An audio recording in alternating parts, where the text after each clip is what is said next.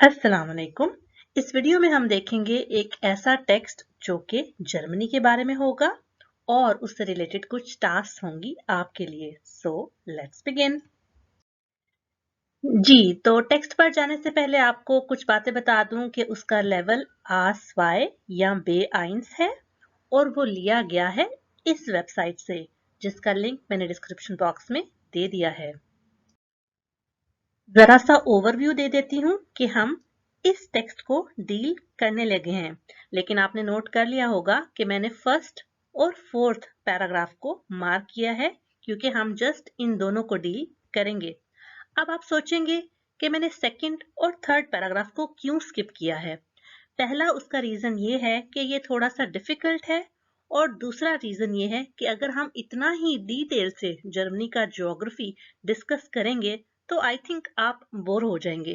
तो फर्स्ट और fourth paragraph मुझे इसलिए अच्छा लगा कि इनसे आपको बहुत ही डिफरेंट और अच्छी इंफॉर्मेशन मिलेगी और ओवरव्यू मिलेगा कि जर्मनी है कहाँ और उसमें क्या स्पेशलिटीज हैं, लैंग्वेज के बारे में, पॉपुलेशन के बारे में और भी काफी चीजों के बारे में पता चलेगा।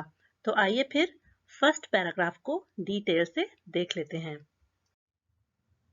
टेक्स्ट का टाइटल आपने देख लिया होगा जो कि है डॉइचलैंड और टेक्स्ट स्टार्ट करते हैं।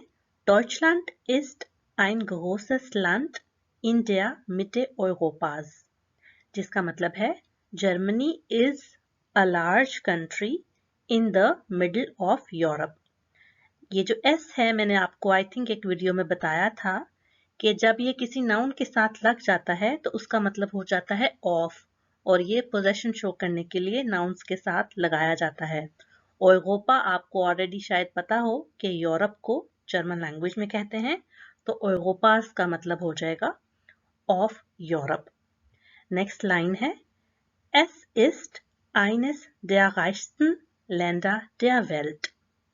It is one of the richest countries of the world und ein wichtiges Mitglied der Europäischen Union, जिसका शॉर्ट फॉर्म है EU, and one important member of the European Union। इस paragraph की last line है Deutschland ist berühmt für hochwertige Industrieprodukte। Germany is famous for high-value industry products, besonders aus den Bereichen, especially in the fields of areas of electricity, electronics, chemie, chemistry und autos and cars। और cars तो I think आपको already पता होगा कि कौन कौन से famous brands हैं जो कि जर्मनी से हैं। मुझे जरूर कमेंट सेक्शन में बताइए।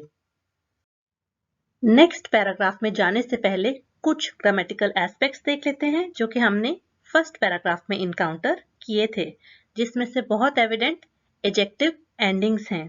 और मैंने एजेक्टिव्स वाले वीडियो में आपको बताया था कि एजेक्टिव एंडिंग्स लगने से वर्ड के मीनिंग में कोई चेंज नहीं आता, लेकिन जर्मन लैंग्वेज में A2 लेवल ऑनवर्ड आपको एजेक्टिव एंडिंग्स के टेबल्स याद करने होते हैं कि कौन से नाउन के साथ और कौन से नाउन के किस केस में कौन सी एंडिंग लगती है। तो यहाँ हमने फर्स्ट देखा एस की एंडिंग लगी ग्रोस के साथ, जो कि एक एजेक्टिव है जिसका मतलब बिग लार्ज है। तो इससे हमें थोड़ा सा आइडिया हो जाता है कि लैंड का जेंडर न्यूटर होता है, यानी das Land, तो ein großes Land, a large country। इसी तरह ein wichtiges Mitglied, an important member। और इससे भी हमें अंदाजा हो गया, पता चल गया कि Mitglied भी das Mitglied होता है।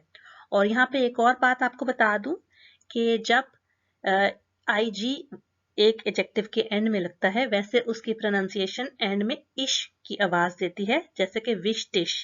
लेकिन जब एंडिंग्स लग जाती हैं तो श की आवाज नहीं रहती बल्कि गे की आवाज आती है, यानी विश्टिगस। और इसी तरह यहाँ होख व्याटिश था, लेकिन एंडिंग लग के एडजेक्टिव एंडिंग लग के वो हो गया होchwertige। तो इस तरह ये आप जस्ट इंडिकेशन के लिए हैं, आप आस वाई से ऑनवर्ड्स इन एडजेक्टिव एंडिंग्स को याद करते जाते हैं और जैसे जैसे आप टेक्स्ट में इनको इनकाउंटर करते हैं तो आपकी रिवीजन भी होती जाती है। सेकेंड पैराग्राफ स्टार्ट करते हैं। Deutschland hat 80 Millionen Einwohner. Germany has 80 million residents. Die meisten sprechen Deutsch als Muttersprache.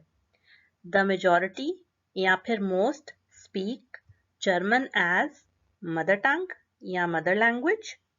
In der Schule lernen alle English als erste Fremdsprache. In the school learn all English as first foreign language. In Deutschland wohnen auch viele Leute.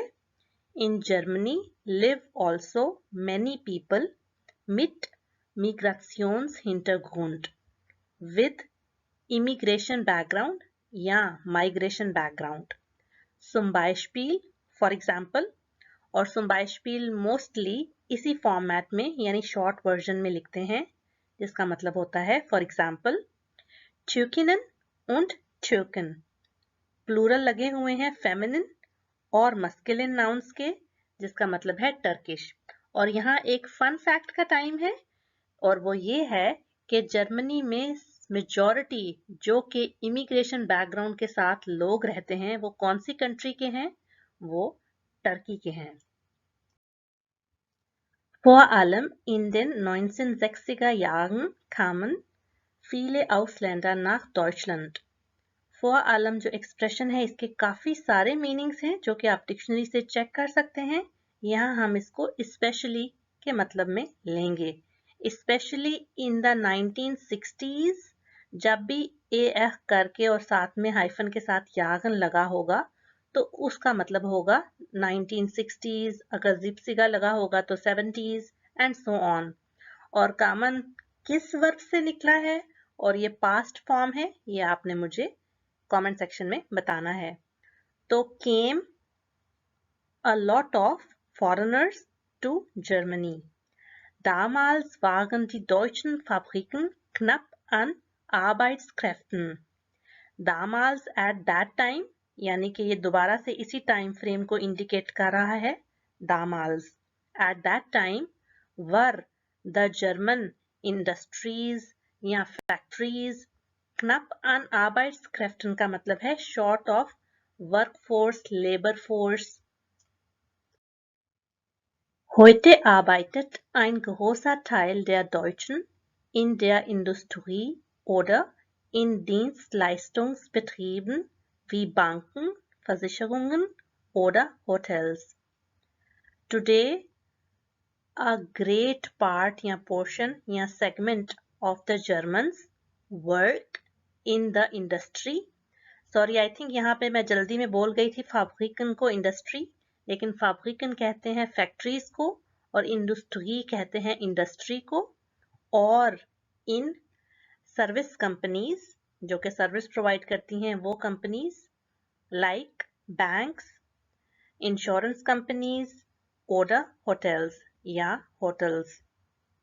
तो इससे आपको पता चलता है कि most of the German public कौन से sector से इंगेज्ड है और कहाँ पे काम करती है। इस पैराग्राफ में एक और ग्रामेटिकल एस्पेक्ट की बात कर लेते हैं और वो है प्लूरल आइडेंटिफिकेशन। और आपने शायद नोट किया हो कि इस पैराग्राफ में काफी ज्यादा प्लूरल्स यूज किए गए थे जो कि मैंने अंडरलाइन करके आपको बता दिए हैं।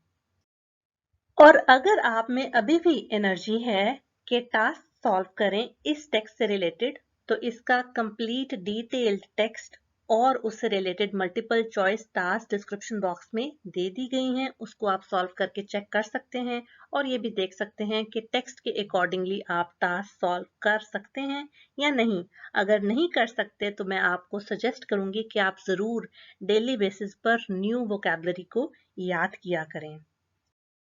मेरी वीडियो देखने के लिए बहुत शुक्रिया। ये एफर्ट आपको पसंद आई है तो मेरे चैनल को, मेरी वीडियोस को अपने लैंग्वेज लर्निंग फ्रेंड्स के साथ जरूर शेयर करें। मैं मिलती हूँ आपको नेक्स्ट वीडियो में। अल्लाह हाफिज।